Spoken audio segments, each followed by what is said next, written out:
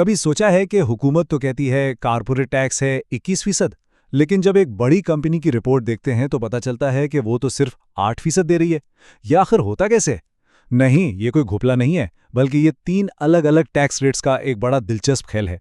तो आइए इस कहानी को जरा समझते हैं। चलें एक मिसाल लेते हैं।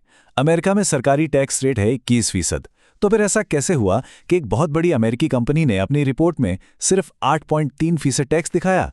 यही वो पहेली है जिसे हम आज हल करने वाले हैं, और इसका जवाब वो छुपा है टैक्स की 3 अलग-अलग शरों में। तो सबसे पहले आता है स्टैट्यूटरी टैक्स रेट, यानी कानूनी टैक्स की शरह। इसको समझने का सबसे आसान तरीका ये है कि इसे टैक्स की स्टिकर प्राइस समझ लें। मतलब वो सरकारी रेट जो हुकूमत ने तय कर दिया है। जैसे अमेरिका में ये स्टिकर प्राइस है 21%। अच्छा, इसके बाद है इफेक्टिव टैक्स रेट, यानी मौसर शरह। अब ये वो असल फीसद है जो कंपनी अपनी फाइनेंशियल रिपोर्ट में दिखाती है, और यही वो नंबर है जो सबको हैरान करता है, क्योंकि ये अक्सर इस स्टिकर प्राइस से बहुत बहुत अलग होता है। और फिर तीसरी किस्म है कैश टैक्स रेट, यानी नकद टैक्स की शरह। ये वो असल कैश है जो कंपनी ने जेब से निकालकर टैक्स में दिया। और यहाँ एक बहुत ही दिलचस्प बात है, वो ये कि जो टैक्स कंपनी अपनी रिपोर्ट्स में दिखा रही होती है, जरूरी नहीं कि उतना ही कैश उसने उस साल अदा भी किया हो।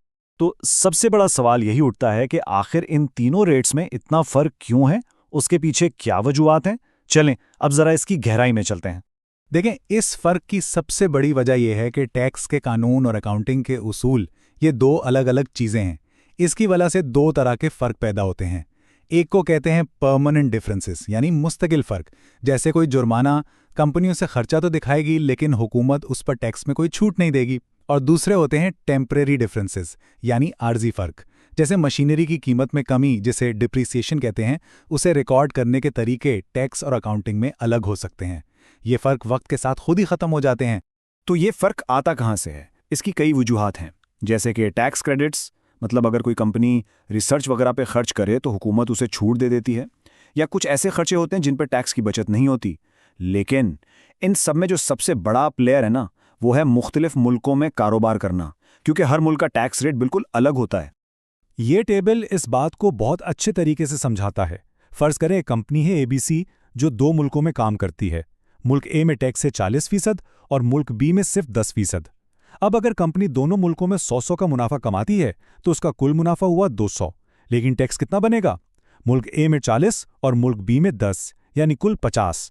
तो इसका मतलब ये हुआ कि 200 के मुनाफे पर 50 का टैक्स, तो उसका ओवरऑल इफेक्टिव टैक्स रेट सिर्फ 25% बना। मुल्क ए के 40% से कितना कम? अच्छा, अब कंपनियां ये फर्क छुपा नहीं सकती। कानून के मुताबिक इन्हें अपनी रिपोर्ट में एक टैक्स रिकन्सिलिएशन नोट देना लाजमी होता है। इसे आप एक किस्म की आंसर की समझ लें, जो साफ साफ बताती है कि कंपनी 21% की स्टिकर प्राइस से 8% के इफेक्टिव रेट तक आखिर पहुंची कैसे, और इस सफर में क्या क्या चीजें शामिल थीं। चलें अब एक असली मिसाल देखते हैं।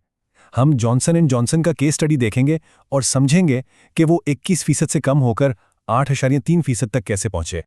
तो हमारा स्टार्टिंग पॉइंट है अमेरिका का कानूनी टैक्स रेट, यानी 21%। सारी कहानी यहीं से शुरू होती है। अब जॉनसन एंड जॉनसन के केस में जो सबसे बड़ी एडजस्टमेंट हुई, वो किस वजह से हुई?